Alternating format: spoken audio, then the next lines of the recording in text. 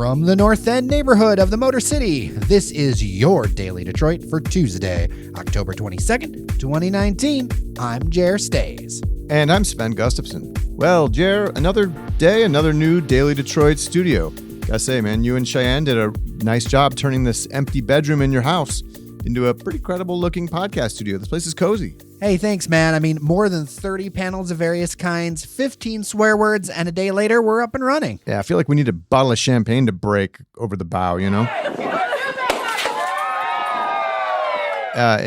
Besides, you had been talking about, wanting to get this room set up as a studio, just kind of as a plan B for a long time anyway. Oh, it's true. It's true, especially when breaking stuff's happening. I want to be able to just make it happen.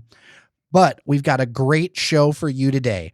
We dive into new developments and the scandals surrounding Mayor Duggan and a nonprofit for expecting mothers, plus the fallout of a racial discrimination lawsuit against Founders Brewing Company by a former employee in Detroit. Then Fletcher Sharpe joins us to recap Detroit City FC's NPSL Members Cup Championship and preview the Detroit Pistons' upcoming season. All that right after this. Traditional four-year students love Lawrence Technological University's thriving campus life, but LTU has always met non-traditional students' needs too. Lawrence Tech offers more than 100 degree and certificate programs that can get adult students started or back on track. And most classes are conveniently offered evenings at LTU's beautiful Southfield campus or online. So you can balance your social, family, and work life even while you power up your career. Find out more at ltu.edu. That's ltu.edu. A scandal involving Detroit Mayor Mike Duggan and a nonprofit run by a woman he has been tied to has flared up anew. On Monday, the Detroit Inspector General released a report that found that Duggan gave preferential treatment to the Make Your Date organization by choosing it to lead the city's fight against infant mortality and preterm births without soliciting any other bids. The Freep reports that Duggan steered more than $358,000 in federal grants to the program and its director, Sonia Hassan. He also worked with Wayne State University to create the program, handpicked Hassan to lead it, and directed city staff to raise money for it. What's more, Detroit Inspector General Ellen Ha says that Duggan's chief of staff, Alexis Wiley, abused her authority by twice ordering city staff to delete emails related to Make Your Date. That was at the time Duggan's ties to Hassan became public via surveillance video of the two arriving after hours at a suburban residence. On Tuesday, the mayor announced he would not follow the OIG's recommendation to punish Wiley or two other city workers involved in ordering employees to delete emails. He said she would instead undergo training on public records. Sven, this is just disappointing. I mean, first off, Alexis Wiley is a former journalist for Fox 2 News. She should not need training on deleting public records and how to handle emails. I mean, that's just crazy to me. She spent years working in journalism. I wonder how long that training program goes to. 30 minutes, maybe? Is it one of those 10 things minutes, where you 5 minutes? Click through Don't online? delete public emails. Yeah. Class dismissed. This is just a stupid error. The mayor's office sent a statement that they said that the report didn't say that the mayor's actions did not violate any policies, procedures, or laws, and nor did the email deletion. And again, I'm going to get to this, and I'm fired up over this because it's the spirit of the law. It's the spirit of transparency. That's what we're supposed to have. Detroit has a long history, way before Kwame Kilpatrick, of crooked as hell politicians. And a lot of people are looking to this administration to do better. And this is clearly a situation where they have not. I mean, I don't know if anyone's actually going to push this, but I mean, at least it's my understanding that you're not supposed to delete any public records.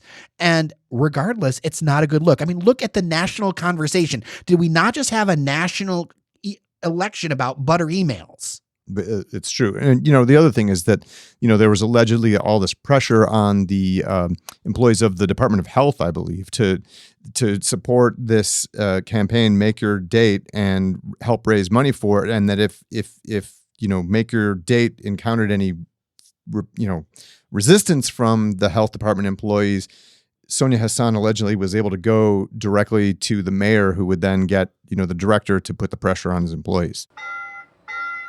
Things are getting ugly and weird in Detroit's craft brewing scene. Last year, a former employee filed a racial discrimination lawsuit against Founders Brewing in federal court. Tracy Evans alleges that Founders locations in both Grand Rapids and Detroit have, quote, racist internal corporate culture, unquote.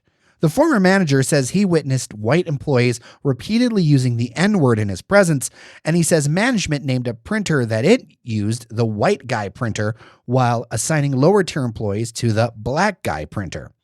Evans says he was fired while preparing to make a second formal complaint to Human Resources. Now, the Metro Times has gotten a hold of the deposition testimony.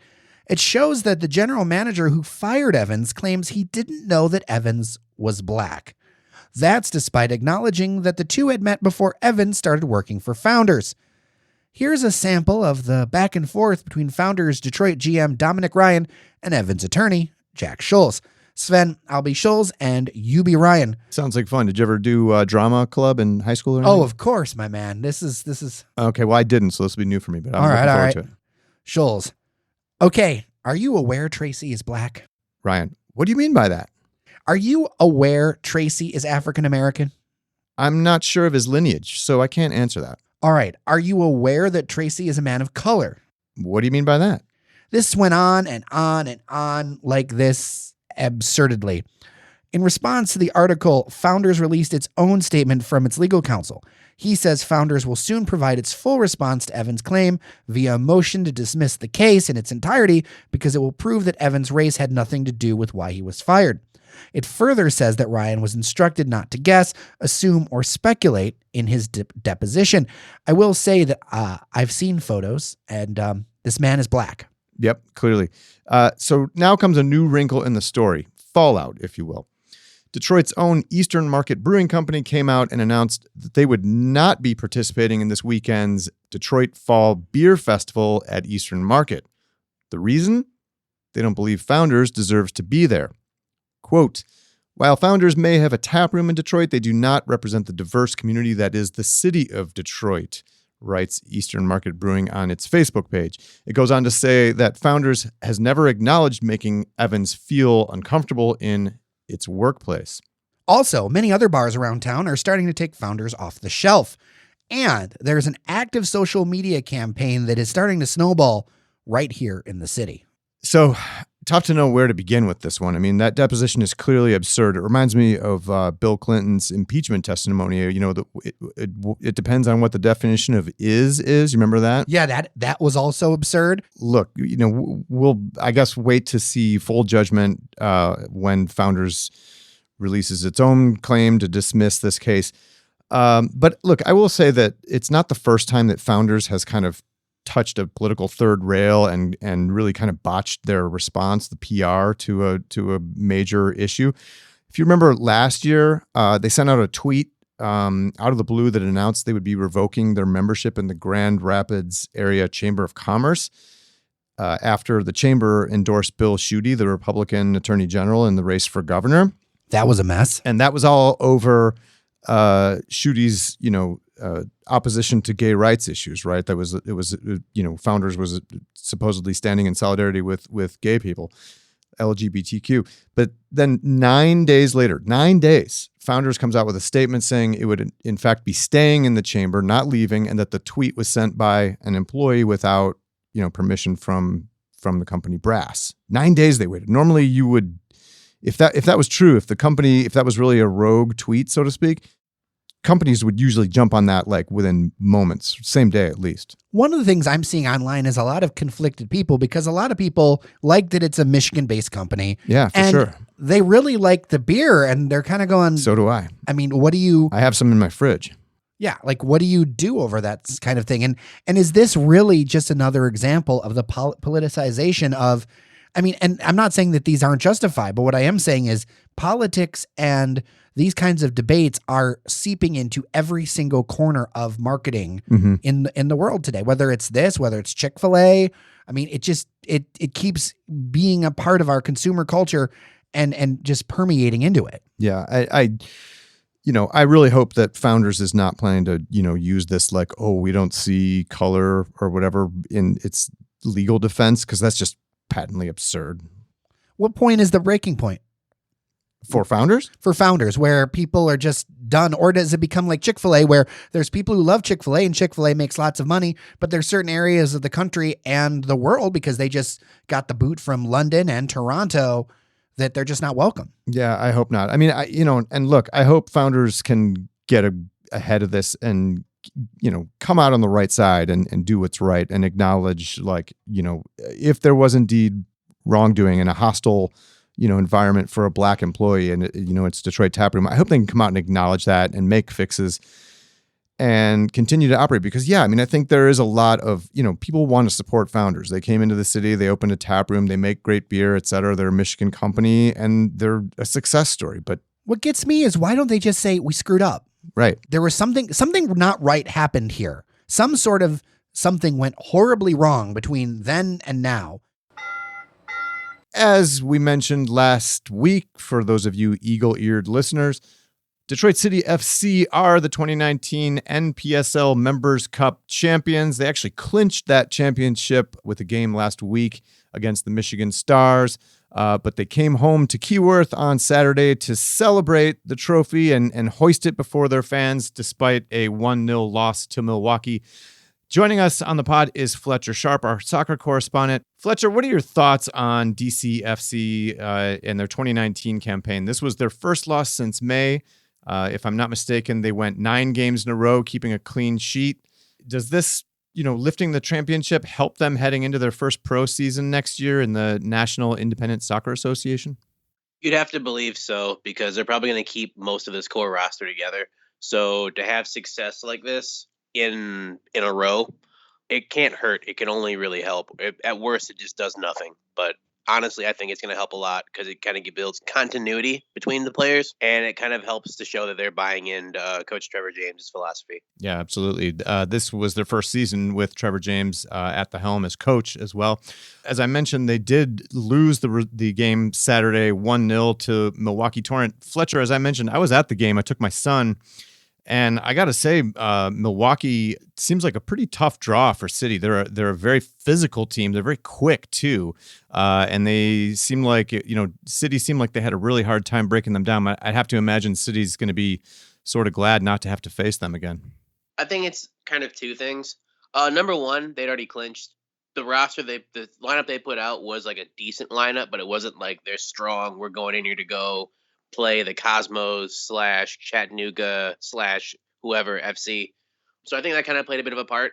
I do know that Milwaukee, their owner, is very tough as nails. Their team's very tough as nails.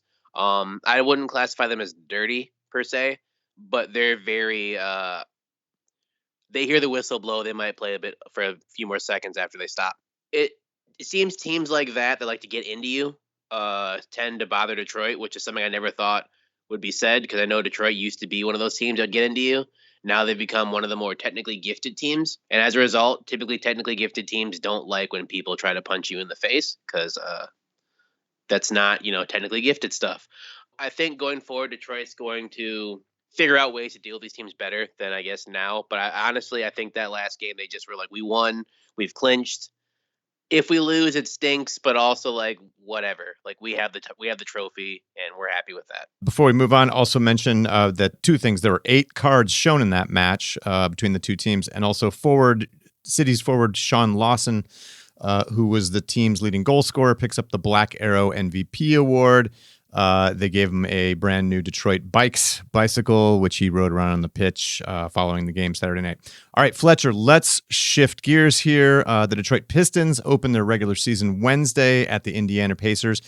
You're going to be covering the team for Tell Us Detroit. Let's talk about this team, as they get ready to open their 2019 campaign. Andre Drummond, Blake Griffin are both back. They add the veteran Derrick Rose at point guard to join Reggie Jackson. What do you make of this team, Fletcher? At best, a 6 seed. At worst, lottery team. Meaning they miss out on a playoff. Yeah. I don't know. I worry about the makeup of this team, because while Blake Griffin was stellar last year, he was underrated stellar. People don't really realize how great he was last year until like now. Like I had people who were like, did you know that he was putting up? I'm like, yes, I watched those games. I'm well aware of the talent that he possesses. The problem is he broke down near the end of the season. And although I know it's preseason, so they're not playing him as much, he still does not look back to the way he was playing before. Andre Drummond's first preseason shot was a 3-pointer that he missed so bad, and he had the audacity to do like the little 3-point celebration as he let it go because he thought it was going in. So like that kind of encapsulates how I think the season's going to go. I think it's going to start off like great. I think they're just going to bottom out near the middle of the season. So I'm a little worried. They'll be an exciting team. Definitely be an exciting team. I know people will be watching them. I just hope that they aren't expecting them to return to the Chauncey Billups, Rip Hamilton days of old. Derrick Rose was a former MVP of the entire league. How much does he sort of add to the team, I guess? He adds something. He was an MVP of the league before he blew out his knee. So he's become a different player. He was an explosive scoring guard. He's still a scoring guard now, but he's not the guard that's going to dunk on your head. So he adds something of value, obviously, going forward offensively. Defensively, he's never been great, but he's been competent. My problem is he's not a starting guard, and as long as the Pistons have Reggie Jackson as their starting point guard, I don't see them doing very well because Reggie Jackson reminds me of someone who will watch you have success and then promptly find a way to, like, take it from you. There have been many times last year where, like, Blake Griffin was getting going, scoring, or someone else is getting going, scoring. And Reggie Jackson's like, that's cool. You have 15 points in the first quarter. Well, let me catch up to you first. I won't give you the ball, or I'm going to take the ball from you every single time until I get as many points as you do. Then you can go back to what you're doing. And he just seems to kill a lot of these drives that the Pistons start to make because he just wants to be the guy. That's kind of why he came to Detroit in the first place, is because he really wanted to be the guy. And I'm all for people trying to do the best they can. But when two of the NBA's best players, like in the league at the time, Russell Westbrook and Kevin Durant, are like, hey, man, you need to relax. And he's like, no, I'm better than one of them. Maybe I don't want that guy on my team, because he's delusional. And that's not going to help our team go forward. So my opinion, as long as he's on the Pistons, as long as he's a Pistons player, as long as he's even on the roster, even if he's injured, I don't see them going forward because I don't really see him helping very much. Bottom line, do you think this team is going to help fill some of those empty black seats down at Little Caesars Arena this year? No. I know that's harsh to say, but those seats really only be filled if Golden State comes, or if the Lakers come with LeBron, or etc., or if Zion Williamson finally gets off being injured with the Pelicans in New Orleans and is able to come. I don't really see those people coming out to watch basically the same team as last year, minus a few players. All right. Well, we look forward to checking in with you periodically throughout the upcoming NBA season. Fletcher Sharpe is our soccer correspondent and newly turned Pistons beat writer. Thanks, Fletcher. Yep. Thank you.